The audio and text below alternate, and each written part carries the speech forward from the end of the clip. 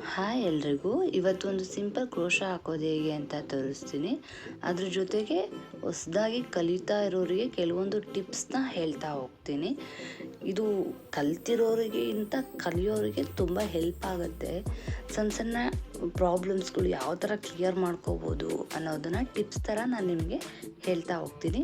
ವಿಡಿಯೋನ ಸ್ಕಿಪ್ ಮಾಡಬೇಡಿ, ಫುಲ್ ನೋಡಿ, ಆವಾಗ ಕ್ಲಿಯರಾಗಿ ಅರ್ಥ ಆಗುತ್ತೆ.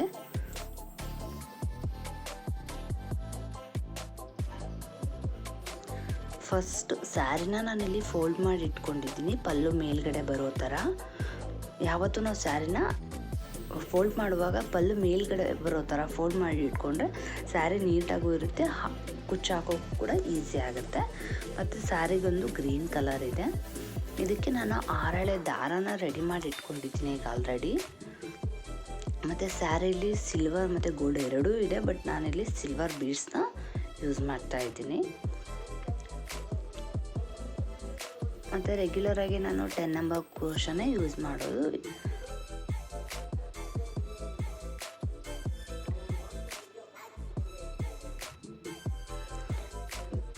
ಥ್ರೆಡ್ನ ನಾಟ್ ಹಾಕಿ ಇಟ್ಕೊಂಡಿದ್ದೀನಿ.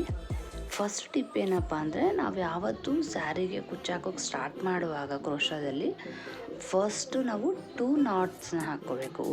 ಇದು ಒಂದು ನಾಟ್ ಮತ್ತು ಪಕ್ಕದಲ್ಲಿ ಇನ್ನೊಂದು ನಾಟ್ ಹಾಕ್ಕೋಬೇಕು. ಆವಾಗ ಸ್ಟ್ರಾಂಗ್ ಆಗಿರುತ್ತೆ. ಯಾವುದೇ ಡಿಸೈನ್ ಹಾಕುವಾಗಲೂ ಅಷ್ಟೇ, ಫಸ್ಟು ಸ್ಟಾರ್ಟಿಂಗಲ್ಲಿ ನಾವು 2 ನಾಟ್ನ ಹಾಕ್ಕೊಂಡು ಬೇಸ್ಲೈನ್ನ ಸ್ಟಾರ್ಟ್ ಮಾಡಬೇಕು. ಇಲ್ಲಿ ನಾನು 4 ಚೈನ್ನ ಹಾಕಿಬಿಟ್ಟು ಲಾಕ್ ಮಾಡ್ಕೋತಾ ಇದ್ದೀನಿ. ಫುಲ್ ಬೇಸ್ಲೈನ್ನ 4 ಚೈನಿಂದ ಹಾಕ್ಕೊತಾ ಇದ್ದೀನಿ.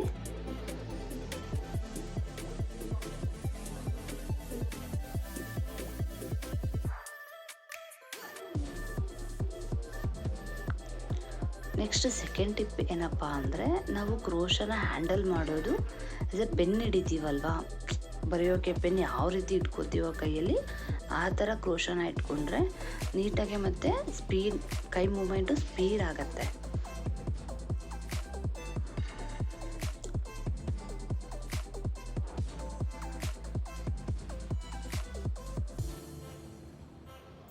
ನೀವೀಗ ಆಲ್ರೆಡಿ ಅಬ್ಸರ್ವ್ ಮಾಡಿರ್ಬೋದು, ನಾನು ಕ್ರೋಶಾ ಹಾಕುವಾಗ 2 ಕೈಯಲ್ಲಿ ಇಟ್ಕೊಂಡು ಬಟ್ಟೆನ ನಾನು ಲಾಕ್ ಮಾಡ್ತೀನಿ.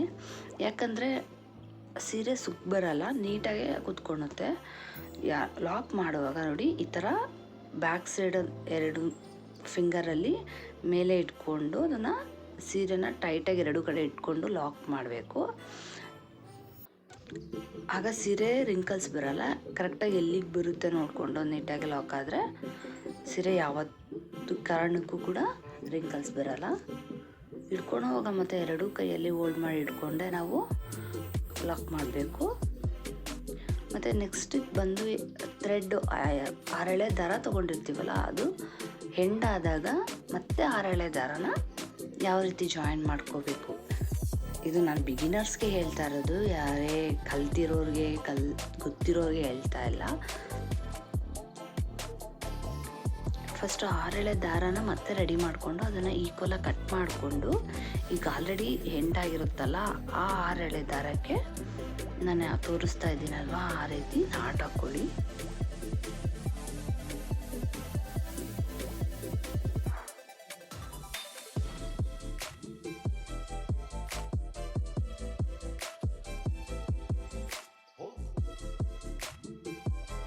ನಾಟ್ ಹಾಕ್ಕೊಂಡು ಟೈಟಾಗಿ ಎಳ್ಕೊಳ್ಳಿ.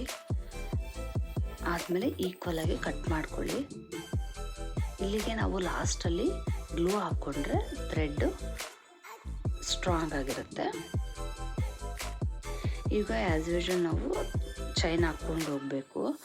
ಅದು ನಮಗೆ ನಾಟ್ ಇದೆ ಅನ್ನೋ ಒಂದು ಇದನ್ನು ಬಿಟ್ಬಿಟ್ಟು ನಾವು ರೆಗ್ಯುಲರಾಗಿ ಥ್ರೆಡ್ ಯಾವ ರೀತಿ ಇರುತ್ತೋ ಆ ಥರ ಹಾಕ್ಕೊಂಡು ಹೋದರೆ, ನೋಡಿ ನಾನು ಯಾವ ರೀತಿ ಅದನ್ನು ಕ್ಲೋಸ್ ಮಾಡಿದೆ ಆ ಥರ ಕ್ಲೋಸ್ ಮಾಡಿಕೊಂಡು ನಮ್ಮ ಡಿಸೈನ್ನ ನಾವು ಕಂಟಿನ್ಯೂ ಮಾಡ್ಬೋದು.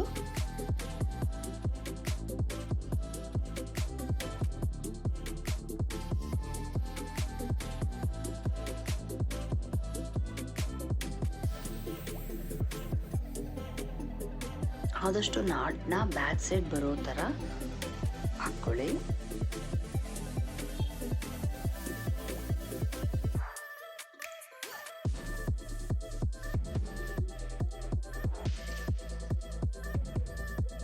ನೋಡಿ, ಅದು ನಾವು ನಾಟ್ ಹಾಕಿದ್ದೀವಿ ಅನ್ನೋದು ಕೂಡ ಕಾಣಿಸ್ತಾ ಇಲ್ಲ.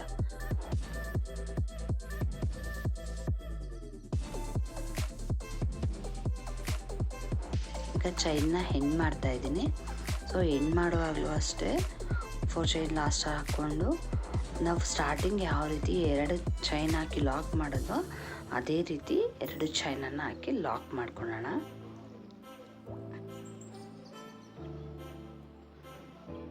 ಹಾಕಿ ಆದಮೇಲೆ 2 ಚೈನ್ ಹಾಕಿ ಥ್ರೆಡ್ನ ಕಟ್ ಮಾಡಿಬಿಟ್ಟು ಟೈಟಾಗಿ ಎಳೆದ್ರೆ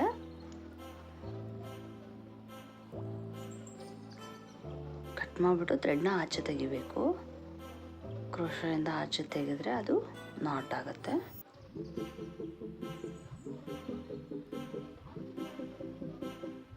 ಈಗ ಥ್ರೆಡ್ನ ಟೈಟಾಗಿ ಹಿಡ್ಕೊಂಡು ಎಳಿಬೇಕು.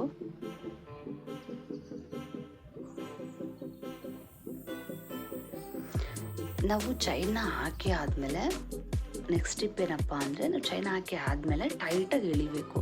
ಆ ಬೇಸ್ ಚೈನ್ ಏನಿರುತ್ತಲ್ಲ ಅದನ್ನು ಟೈಟಾಗಿ ಎಳೆದಾಗ ಆ ಕ್ರೋಶಸ್ ನಾಟ್ ಎಲ್ಲನೂ ನೀಟಾಗಿ ಟೈಟಾಗಿ ಆದಾಗ ನಾವೇನು ಜಿಗ್ಜ್ಯಾಗ್ ಮಾಡಿರ್ತೀವಲ್ವ ಆ ಜಿಗ್ಜ್ಯಾಗ್ಗೆ ಕರೆಕ್ಟಾಗಿ ಬರುತ್ತೆ ಆ ಬೇಸ್ ಚೈನ್ ಕೂಡ.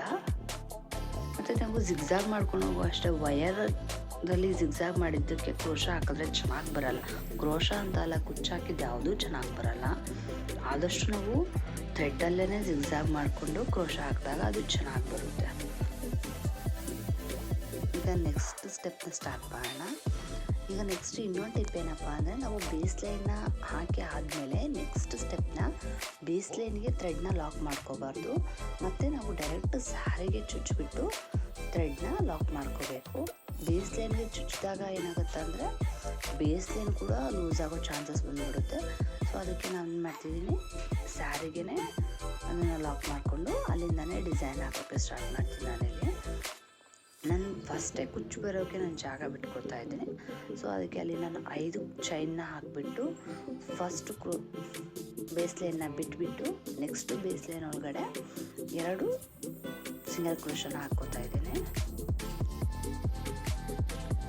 ಅಲ್ಲಿ 2 ಸಿಂಗಲ್ ಕ್ರೋಶ ಆದಮೇಲೆ ನೆಕ್ಸ್ಟು ಬೇಸ್ ಲೈನ್ಗೆ 12 ಡಬಲ್ ಕ್ರೋಶನ ಹಾಕ್ಕೊಂಡು 6 ಡಬಲ್ ಕ್ರೋಶ ಆದಮೇಲೆ ಒಂದು ಬೀಡನ್ನ ಆ್ಯಡ್ ಮಾಡಿ ಮತ್ತೆ 6 ಡಬಲ್ ಕ್ರೋಶ ಹಾಕ್ಕೊತಿದ್ದೀನಿ. ಟೋಟಲ್ 12 ಡಬಲ್ ಕ್ರೋಶ ಒಂದು ಬೇಸ್ ಲೈನಲ್ಲಿ ಬರುತ್ತೆ.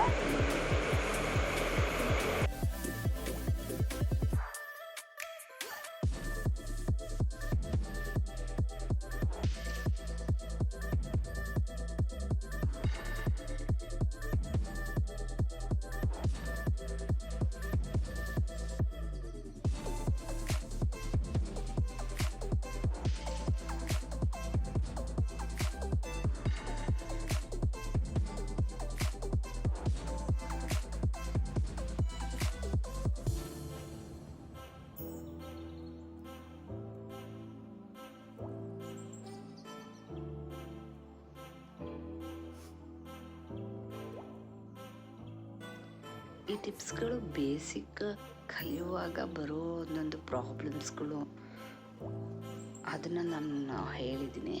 ಇನ್ನು ಯಾರಿಗಾದರೂ ಏನಾದರೂ ಬೇರೆ ಥರ ಡೌಟ್ಸ್ ಇದ್ದರೆ ಕಮೆಂಟ್ ಮಾಡಿ.